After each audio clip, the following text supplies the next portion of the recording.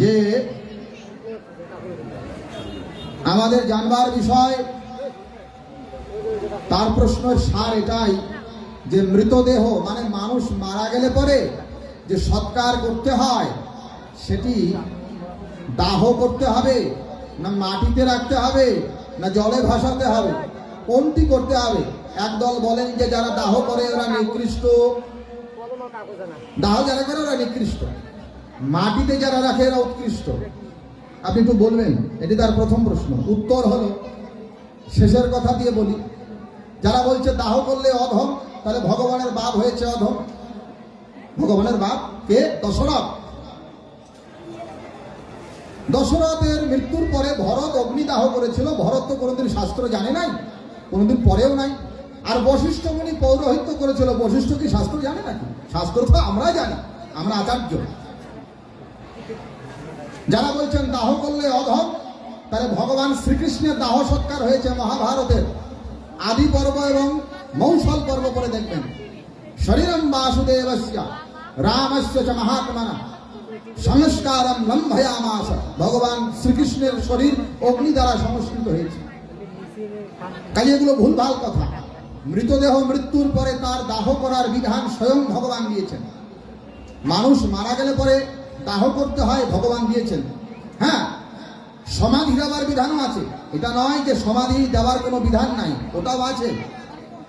মৃতদেহ জলে ভাসানো যায় না? হ্যাঁ যায়, কিন্তু কার জন্য বুঝতে হবে। তাহলে মৃতদেহ সৎকারের বিধিপূর্বক বিধান কি স্বয়ং ভগবান বললেন গরুর পুরাণে।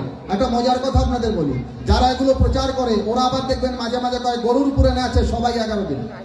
কিন্তু এখন আমি যে প্রমাণটা দিচ্ছি এটা গরুর পুরাণে, কয় না এটা মানা যাবে না। কেন? এখানে দাহ করার কথা লেখা আছে। গরুর পুরাণের উত্তরখণ্ডের পঞ্চম অধ্যায়ের 61 শ্লোক পড়বেন। গরুর পুরাণের উত্তরখণ্ডের পঞ্চম অধ্যায়ের 61 শ্লোক। এই শ্লোকের বক্তা হল কৃষ্ণ, শ্রী ভগবান। তিনি বলছেন মারা যাওয়ার পরে কি করতে হবে? সংমৃজ্যা চোপলিপ্যাথা। মারা যাওয়ার পর কি করবে? বলে বাহনিং তত্রা বিধানতা। বাহনিং মানে আগুন দিয়ে দাহ করতে হবে। বাহনিং তত্রা বিধানতা, বিধান পূর্বক মৃতদেহকে আদি বিধিপূর্বক স্বয়ং টয়ং করিয়ে অগ্নি দ্বারা তার দাহ সংস্কার করতে হবে। এটা গরুর পুরাণের উত্তরখণ্ডের পঞ্চম অধ্যায় লেখা আছে। বিষ্ণু পুরাণেও আছে। বিষ্ণু পুরাণের তৃতীয় অংশের 13 অধ্যায় 8 নম্বর শ্লোক পড়বেন। সেখানেও বলছে দগ্ধা গ্রামাৎ বহিহি স্নাত্বা। গ্রামের বহির্ভাগে মৃতদেহকে বিধিপূর্বক দাহ করিবে। দাহ মার্কণ্ডেয় পুরাণে আছে, বহু জায়গায়। বেদে নাই, বেদেও বলা আছে।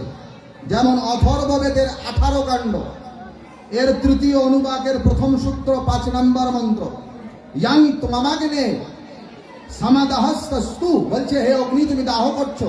দাহ করার বিধান অথর্ববেদ। আর কোথায়? যজুর্বেদ, সেখানেও বলা আছে। ঋগ্বেদেও আছে, ঋগ্বেদের 10ম মণ্ডলও পাবেন, পরিষ্কার। আর দৃষ্টান্ত কোথায় কোথায় আমি দিলাম। ভগবান রামের পিতা দশরথ, তার দাহ হয়েছে বাল্মীকি রামায়ণের অযোধ্যা খণ্ডের 73 অধ্যায় পেবেন, পরিষ্কার। তাহলে দাহ করার বিধি পেলাম। এবার মাটিতে ওই যে পুঁতে রাখা, এটার বিধান নাই? আছে। এর প্রমাণ কোথায় পাবেন? মনুসংহিতায় বলা আছে 2 বছরের নিচে বাচ্চা, দাঁত ওঠে নাই এমন শিশু যদি মারা যায় তাহলে মাটিতে প্রথিত, ভূ প্রথিত করে রাখতে হয়। আর মহানির্বাণ তন্ত্রের 8ম উল্লাস বলছে সন্ন্যাসী যদি হয় তাহলে সন্ন্যাসীর দেহকে দাহ করা যাবে না, ভূ প্রথিত করতে হয়। এরও বিধান আছে। তাহলে যার জন্য যেটা, আপনি গৃহস্থ অথচ আপনি দাহ করছেন না, ভুল করলেন। সন্ন্যাসী হলে পরে তার দেহ দাহ না করলে সমাধি প্রদান করার বিধান মহানির্বাণে আছে, একথা সত্য। জল সমাধির বিধানও আছে, একথাও সত্য। কিন্তু সন্ন্যাসীদের জন্য, গৃহস্থ যারা আছেন, ব্রহ্মচারী, বাবা লোকনাথ ব্রহ্মচারীর নাম শুনেছেন? তারও দাহ হয়েছে। ব্রহ্মচারী আদি, গৃহস্থ আদি, এদের দাহ করতে হয় পরিষ্কার ভাবে, বেদ উপনিষদ আদিতে বলা আছে। আর 2 বছরের নিচে বাচ্চা, দাঁত ওঠে নাই, হ্যাঁ, এদের ভূ প্রথিত করার কথা আছে।